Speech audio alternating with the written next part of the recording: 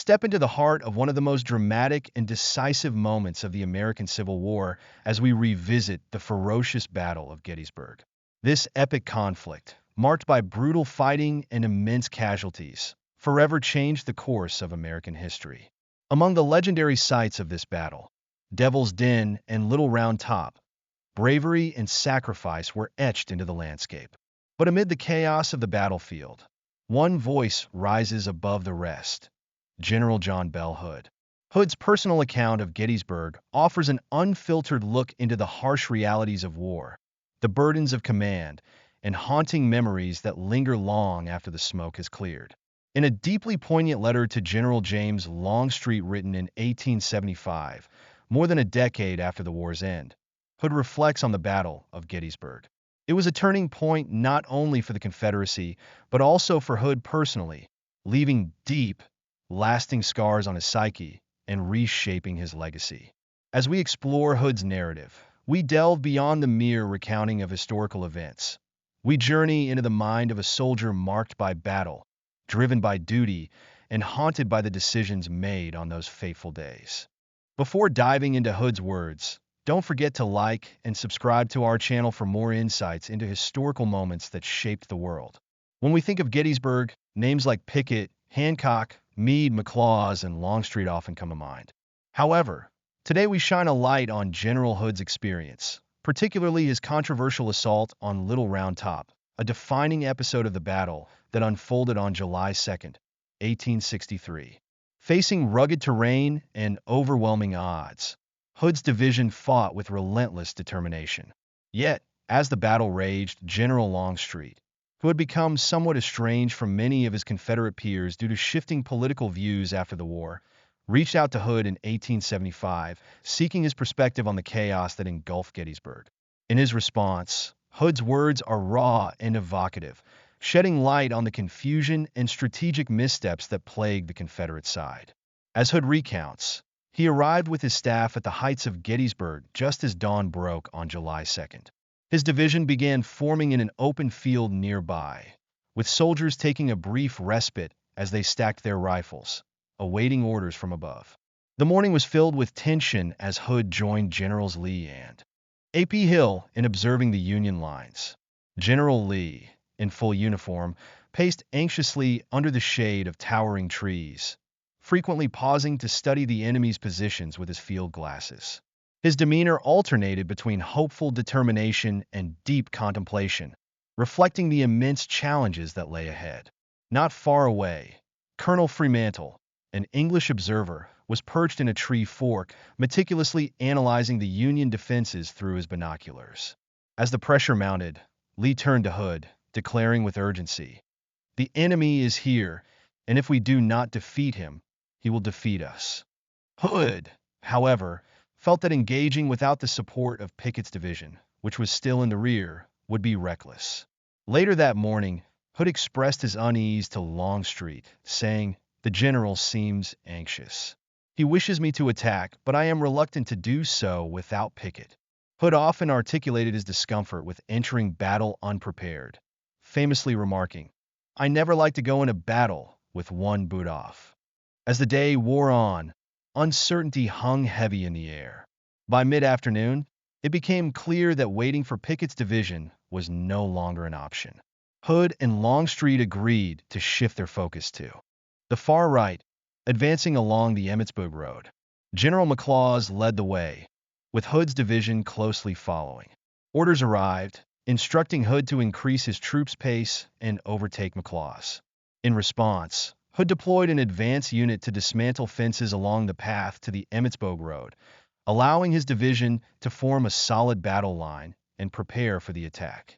However, Hood's instincts urged him to send his trusted Texas scouts ahead to gather vital intelligence about the Union defenses before fully committing to the assault. As Hood's troops pressed forward, they encountered fierce resistance from Union forces entrenched on Little Round Top. The rugged terrain added to the challenges, with massive boulders and steep slopes hindering the advance. Despite significant casualties, Hood's division fought fiercely, driven by a sense of duty and honor. His letter to Longstreet captures the chaotic intensity of the battle. "We moved as one, bayonets glinting in the sun, with cannon fire echoing all around. The air was thick with smoke, and the cries of the wounded filled the hills. However, the assault on Little Round Top was marked by tragedy for Hood personally. A cannonball shattered his arm, forcing him to relinquish command. In his letter, Hood reflects on this critical moment. I was carried from the field, unable to continue the fight. As I lay on the litter, a deep distress filled my heart, worry for my brave soldiers left behind in the heat of battle. Without Hood's leadership, his division struggled to maintain momentum. Despite their valor, the Confederate assault ultimately failed to break the Union line at Little Round Top. Hood's reflections on this failure are tinged with profound regret, but also a sense of resignation, acknowledging the formidable odds they faced. He writes, "We gave everything we had, but the enemy's position was strong, their resolve unwavering." The defeat at Gettysburg marked a devastating blow to the Confederate cause, serving as a pivotal moment in the Civil War. Hood's account, however, transcends mere tactical analysis. It offers a deeply personal glimpse into the emotional toll of command during one of history's most significant battles. His words remind us of the human cost of war, emphasizing the courage, determination, and sacrifices of soldiers on both sides. As we conclude this exploration of General Hood's account of Gettysburg, it's evident that his story is not just about strategies and maneuvers. It's about the enduring spirit of soldiers facing insurmountable challenges. Hood's legacy, marked by the scars of battle and the weight of command, remains a powerful testament to the complexities of leadership in wartime. If this story has intrigued you, don't forget to like, comment, and subscribe for more in-depth historical narratives that bring the past to life. Thank you for joining us, and stay tuned for more stories that reveal the human experiences behind history's defining moments. Our mission was clear: identify the exact position of the enemy's extreme left flank. My Texas scouts moved swiftly, reporting back that the flank rested upon the formidable Round Top Mountain. They detailed that the open terrain allowed maneuverability, suggesting a possible path around the wooded pasture encircling Round Top, creating an opportunity to strike the enemy from the side or rear. They also pointed out that the Federal wagon trains were densely packed behind their lines, indicating a potential vulnerability that could be exploited from this direction. Upon reaching the Emmitsburg Road, I wasted no time. I positioned 1 or 2 artillery batteries immediately and opened fire, hoping to disrupt the enemy's ranks and shift the momentum of the battle. The rapid return fire from the enemy's artillery soon revealed the extent of their positions. Their left flank was anchored near Round Top, while their line curved in a concave formation, arching as we advanced along the Emmitsburg Road. The main body of the Federal troops had a significant presence ahead of their primary line, stationed between the Emmitsburg Road and Round Top Mountain. These forces were arranged in battle formation, positioned on an elevated rise near a peach orchard. I realized that to proceed with the orders of attacking along the Emmitsburg Road, I first had to dislodge this forward line of troops.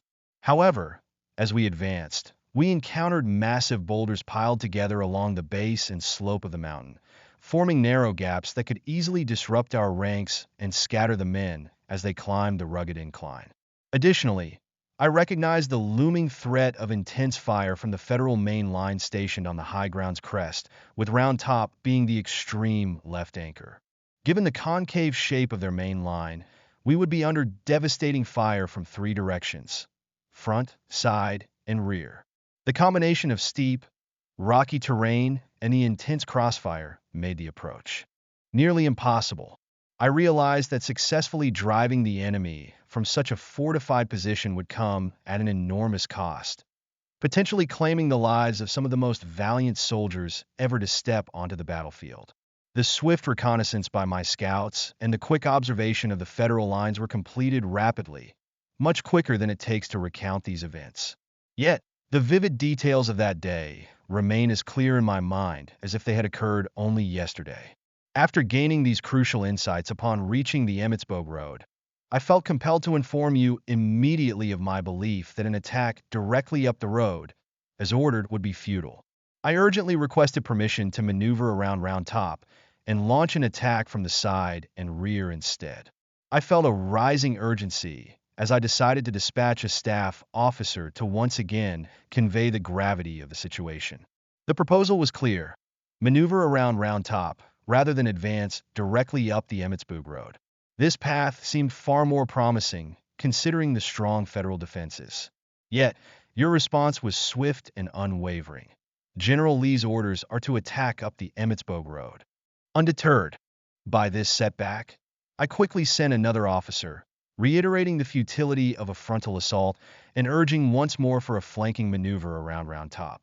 But the reply remained unchanged. General Lee's orders are to attack up the Emmitsburg Road. The enemy's position, situated along the crest of Round Top and extending down its slopes, appeared formidable, perhaps even impregnable. The rugged, elevated terrain alone provided a significant advantage, making it conceivable that the Federals could repel our assault with minimal effort. The sheer thought of facing rocks rolled down the steep mountainside, combined with relentless flank fire, painted a grim picture of what lay ahead. For the third time, I sent a trusted officer to present my urgent concerns in detail, suggesting that you personally come and witness the situation. I chose my adjutant general, Colonel Harry Sellers, a man of both bravery and competence, to deliver the message. Sellers, however, returned with the same response. General Lee's orders are to attack up the Emmitsburg Road. Not long after, Colonel Fairfax from your staff arrived, echoing those same instructions. I had never protested an order before, but my instincts told me that attacking directly as planned would lead to severe losses. Yet, faced with no other choice, I commanded my troops to advance, my heart heavy with apprehension. The men moved forward under a relentless barrage of artillery fire, each step taking us closer to the waiting Federal guns. As the line pressed forward, you approached me directly, and we had a brief but critical exchange. I voiced my concerns once more, expressing regret over not being allowed to take the more strategic route around Round Top. You responded firmly: "We must obey General Lee's orders." There was no room for further debate. With that, I urged my men forward, fully aware of the dangers they faced. As they climbed, the air was filled with deafening cannon blasts, and the ground shook beneath them. The rocky terrain made the advance slow and treacherous. I watched as my soldiers, some among the bravest in our ranks, pushed forward against impossible odds. They faced not only the enemy's fire from the front, but also devastating shots from the flanks and rear due to the concave nature of the Federal line. The fighting was fierce, and the losses were staggering. The men struggled to maintain formation amidst the natural obstacles, the intensity of the battle, and the heavy gunfire from the Union positions above. About 20 minutes into the assault, I was struck by a cannonball, shattering my arm and forcing me to leave the battlefield. As I lay on a stretcher, being carried away from the front lines, I was overcome with a sense of deep distress. My thoughts were not on my injury, but on the fate of my men, brave soldiers I had led into battle, now left to face the enemy without me. I couldn't help but believe that had I been permitted to maneuver around Round Top, we might have not only secured the position, but also routed the enemy entirely. It was a bitter reality to accept, knowing that this decision, forced upon me, had led to one of the most challenging moments of my military career. Throughout the remainder of the battle, the cries of my men echoed in my ears. The ground at Gettysburg was stained with blood, marked by the fallen bodies of soldiers from both sides. This battle would later be remembered as a turning point in the war, and my personal role in it would be defined by the decisions I could not make. Hood's account of Gettysburg is not just a story of orders given and followed. It is a tale of the relentless pressures of leadership in times of conflict, the heavy burden of responsibility, and the personal cost of command. Even in recounting these events, years after the war's end, the emotions remain raw and vivid.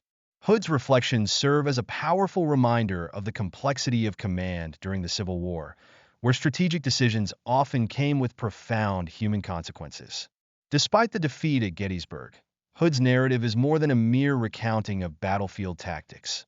It's a testament to the enduring spirit of those who fought, the decisions they made, and the burdens they carried. Roughly 20 minutes after reaching the peach orchard, I was struck by a severe wound to my arm, forcing me to be carried off the field. This injury abruptly ended my involvement in the decisive battle. As I lay on a litter, being transported away, a profound sense of distress overwhelmed me. My heart and mind were consumed with worry about the fate of my brave soldiers, men who formed one of the finest divisions in the Confederate Army. I was haunted by the belief that had I been permitted to maneuver around Round Top, not only could we have secured the position, but we might have routed the enemy altogether. Respectfully yours, J.B. Hood. John Bell Hood is undoubtedly one of the more intriguing figures of the Civil War. His character and career embody the complexities of a conflicted era. His performance at Gettysburg remains one of his most defining moments, where the locations of Devil's Den and Little Round Top have become infamous symbols of brutal combat and heroic resistance. The encounters at these sites are remembered as some of the bloodiest and most intense episodes of the Civil War, marked by relentless assaults and staggering losses. However, it is Hood's personal account that truly captivates. Written a decade after the war's end, Hood's letter to General James Longstreet raises significant questions about memory and recollection. Can we fully trust his version of events, given that human memory is often unreliable? Details may blur or shift over time, and Hood's reflections, penned years after the battle, add a layer of uncertainty to his narrative. Nevertheless, Hood's letter offers an intimate glimpse into the mindset of a Confederate general grappling with the chaos of battle and the burdens of command. His vivid descriptions and emotional tone bring to life the harrowing conditions soldiers faced on that fateful day. Tragically, just 4 years after composing this poignant account, Hood passed away in New Orleans. His life and military career continue to intrigue historians and Civil War enthusiasts alike. As we further examine his legacy, I aim to explore not only his military strategies but also the personal dimensions of his life. Hood's actions at Gettysburg, along with the broader implications of his decisions, remain significant in Civil War studies, reminding us of how pivotal battles shaped the course of American history. I hope that this firsthand account from General John Bell Hood provides a deeper understanding of the events at Gettysburg and the complexities of the Civil War. Stay tuned for more videos that bring personal narratives from key battles throughout history. Thank you for watching, and I look forward to exploring more stories with you in the future.